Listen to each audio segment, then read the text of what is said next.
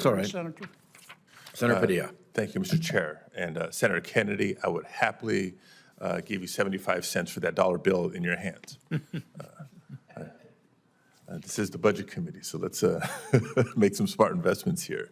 Look, I do have a couple questions I want to get to, but I do want to follow up on some of the questions, some of the issues that my colleague raised beyond just the supply side of the housing conversation, which is the emphasis of the hearing today.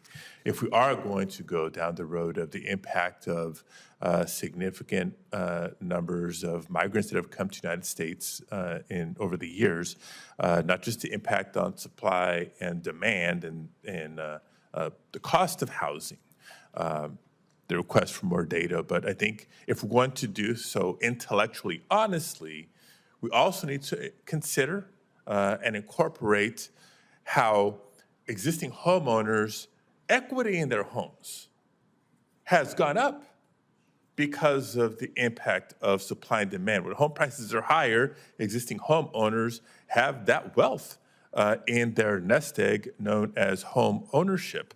I think that should be recognized and considered as well. If we're going to consider the impact of immigrants in the housing market, let's consider the impact of migrants in the workforce.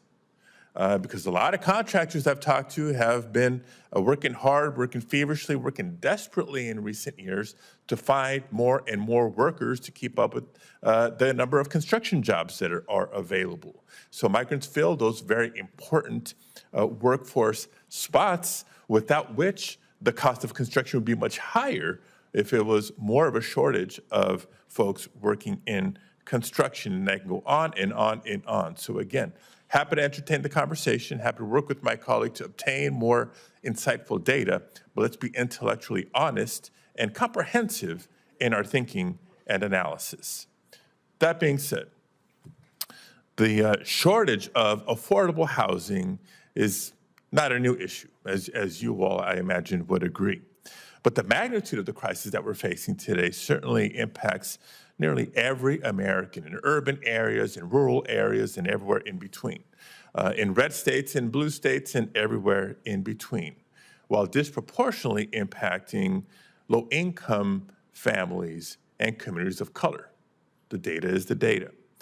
That's why I was proud to introduce last Congress and this Congress my Housing for All Act, which is a bill that calls for a strategic surge in federal funding, investments in existing programs to reduce housing insecurity and increase funding for innovative, locally developed solutions that cities across California and other states have successfully utilized, so proven to work programs developed bottom up.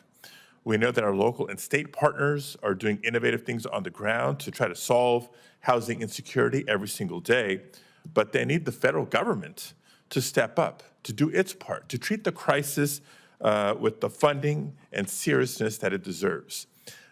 Speaker Shiraki, how does the lack of federal investment limit the supply of housing and the ability of states and local governments to deal with this crisis? Thank you, Senator. It's a significant issue. The lack of or the limited amount of federal assistance means that it's just fewer homes, and it exacerbates the problem. We need the federal government to be involved in the space. And I understand the budgetary pressures on the federal budget. I understand that. But you can make that argument about budgetary pressures on every single issue, from defense spending to corporate tax cuts to every issue that you face, which is a myriad of issues, and I respect and understand that.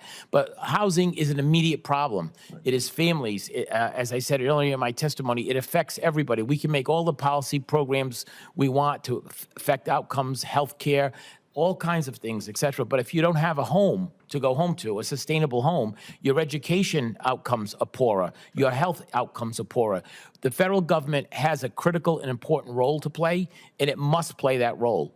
This is not, I try to emphasize this, this is not a blue state or a red state issue. This is an every state issue.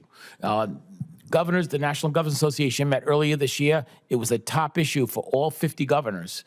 We need the federal government to partner. We need the states to play a role in this. We need our local communities, either the county government or our cities and towns, whether it's land use reform. Thank you. Thank you. I hate to cut you off. I want to get one more topic in here, and I'll thank you for being so articulate, and I will work with you to communicate your position to your United States senators. Thank you. The topic of GSEs came up a little while ago. Government-sponsored enterprises play a central role in the modern mortgage market. By purchasing loans from financial institutions, GSEs such as Fannie Mae and Freddie Mac enable lenders to offer lower interest rates, thereby expanding homeownership opportunities while leveling the playing field for lenders of all sizes. The system was created to stimulate lending in response to the Great Depression. But today we face a different crisis, a lack of housing supply. As you know, construction is highly sensitive to economic conditions with lasting effects.